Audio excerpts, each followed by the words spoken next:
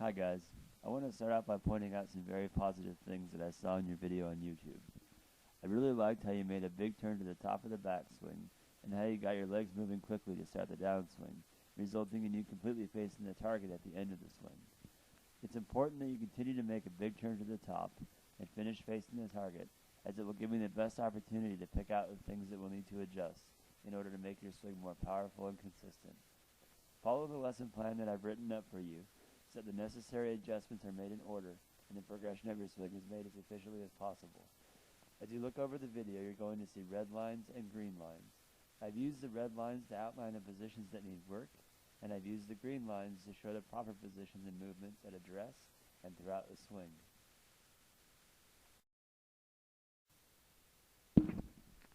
In this first slide, we're going to look at how you're positioned at address. It's important that your feet, knees, waist, and shoulders are all parallel with the target line. As it stands right now, the club face is a little bit closed, and your shoulders are a little bit open, aiming your upper body and the club to the left, and your feet to the right. This typically causes the ball to go to the left as the club face is closed, and your shoulders turn around too quickly as you come back to impact. When you grip the club, make sure that the V's created by your thumb and forefinger on each hand point toward your right shoulder.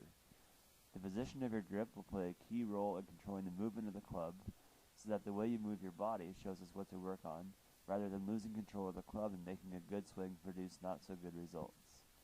A good way to practice your alignment is to place a club or straight pull or stick halfway between your feet and the ball.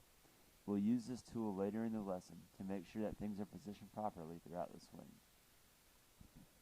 In this slide, we're going to look at the position of the club at the halfway point of the backswing.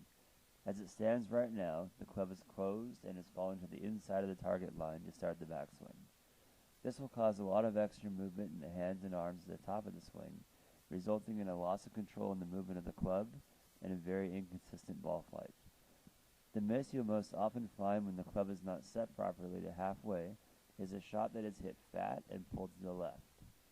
In the following slide, you will see an example of the proper position of the club at halfway. Brad, when you watch Bradford swing the halfway, I want you to make sure the club is in a similar position to what you see in the blown-up area of this slide.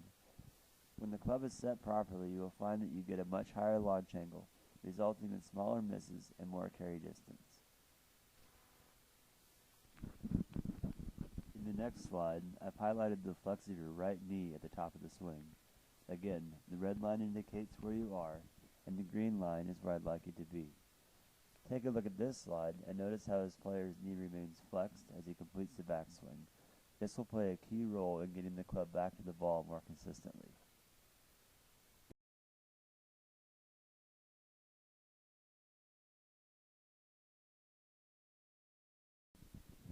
Moving along in the movie, you'll see the next thing I've pointed out is your footwork. It seems as though the movement in your lower body is better than most, but you lose the balance in your feet well before impact. I've seen this a lot in kids in an effort to hit the ball farther than normal. Again, the movement in the lower body is good, but I'd like to see you calm down the movement in your feet as you swing in an effort to gain better balance.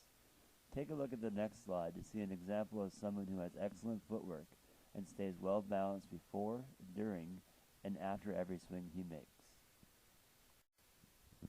The last thing I'd like to look at from this angle is how extended your arms are just after impact.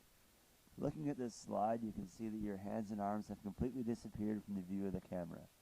When your hands and arms disappear this quickly after impact, it tells me that there's some wild movement going on in the upper body to start the downswing, as it's very apparent that your hands and arms are swinging very quickly, getting out ahead of the lower body.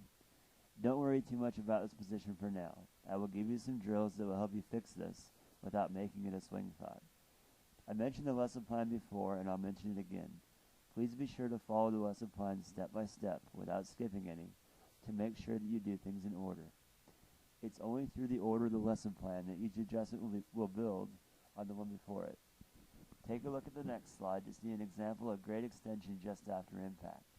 In this slide, you can see that the speed created by the player's lower body has allowed his arms to stay well away from his body. This particular individual has gone from shooting in the mid-90s to the high 70s in less than 1 year. His swing has evolved nicely over the course of the last 10 months. I'm very proud of his efforts, and I'm looking forward to hearing about you making the same progress.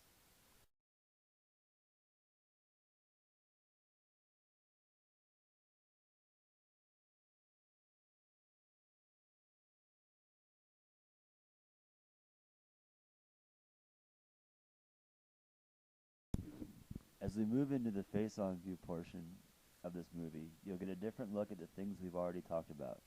I've highlighted a few things that I'd like to see adjusted.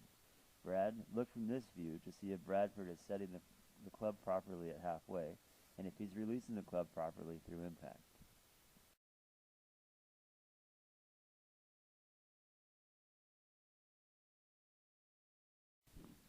In this slide, I've drawn the green line to indicate the position the club should be in with driver. You've done a great job of playing the ball farther forward in your stance. However, when you play the ball forward, you have to make an adjustment to where your hands are placed as well. Be sure that when you're standing at address with driver, that the end of the grip points to your belly button. This will give the club a better opportunity to gather speed and get back to square at impact, resulting in higher, straighter, and longer drives. You'll find that by making this adjustment at address, you'll not hit as many drives short and to the right, as I'm sure you experience from time to time. Please refer to the ball position sheet that I've attached in the email to show you where to play each club in your bag. The next 3 slides deal with the idea of setting the club at the halfway point of the backswing. In this first one, although you're slightly past halfway, you'll see that the club is considerably closed. See if you can match the position with what you'll see in the next image. It shows the club set properly at halfway. You can again see that the toe is straight up in the air, the shaft is parallel with the ground, and the end of the grip points out toward the target. In the slide that follows, you'll see that the club is still slightly closed at the top of the swing.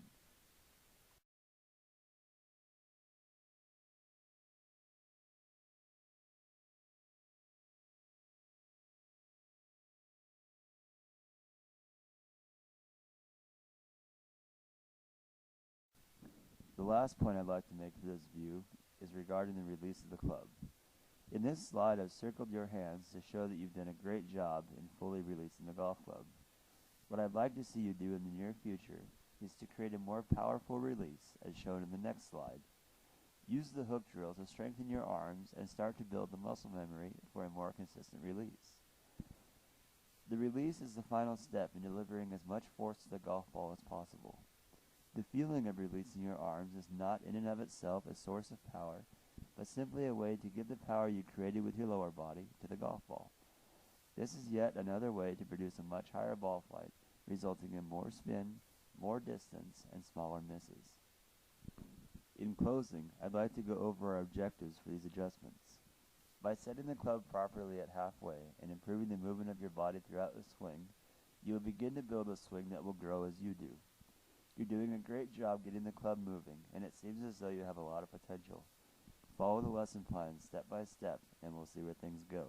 You're off to a great start. Keep up the good work.